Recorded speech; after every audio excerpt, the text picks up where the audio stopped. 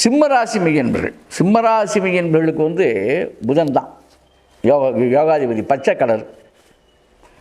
ஏன்னா அங்கே கன்னி, அடுத்து பணபரஸ்தானம், அதாவது 2ஆம் வீடு, தனம், குடும்பம், வாக்கு.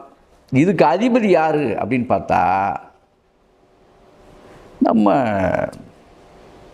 புதன் பகவான் தான். அதுக்கு அவருடைய தான் திருவெண்காடு, உங்களுக்கே தெரியும். திருவெண்காடு போகணும் புதன்கிழமை, அருமையான நாள். சிம்மராசிக்காரர்களுக்கெல்லாம் சிறந்த நாள் எதுனா புதன்கிழமை தான். பச்சை கலர் தான். சிம்மராசிக்காரன் பச்சை கலரை பயன்படுத்தணும். மரகத பச்சை கல்லை கையில் போட்டுக்கணும். யோகத்தை கொடுக்கும்.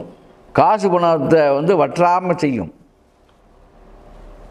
மதுரை மீனாட்சி அம்மன் கோயில் போகணும் புதன்கிழமையில். இவ்வளோ தாங்க. பச்சை கலரை பயன்படுத்துங்க. எதாக இருந்தாலும் பச்சை வர்ற மாதிரி பார்த்துங்க.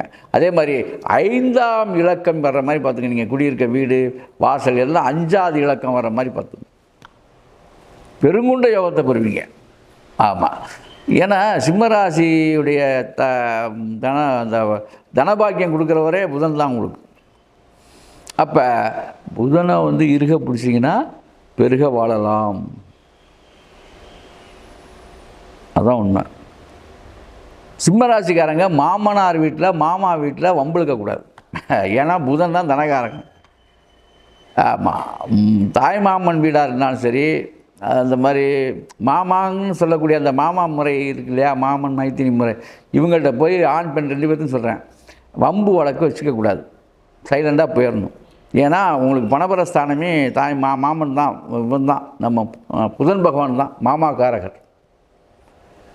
அது மாதிரி பார்த்துங்க.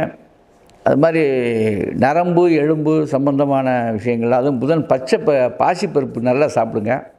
பாசிப்பருப்பை எடுத்து பச்சை பயிர் எடுத்து பாக்கெட்டில் போட்டுங்க. நல்ல யோகத்தை கொடுக்கும். இதை பயன்படுத்துங்க. நம்பர் தான் சொல்லிட்டேன், 5ஆம் நம்பர். இதெல்லாம் நீங்கள் பயன்படுத்தி பாருங்கள். வாழ்க்கையில் ஒரு மகா உன்னதமான நிலையை நீங்கள் பெறுவீங்க. இதில் வர முடியலன்னா என்னங்க, நீங்கள் சொன்னபடியெல்லாம் நான் செஞ்சேன் பார்த்தேன், இன்னும் 1 மாதம் பண்ணி பாருங்கள், 30 நாள்லேயே தெரியும். இல்லைன்னா என்னை நீங்கள் தொடர்பு கொள்ளுங்க, அப்புறம் பேசிக்கலாம். சரியா? அற்புதம், ஆனந்தம்.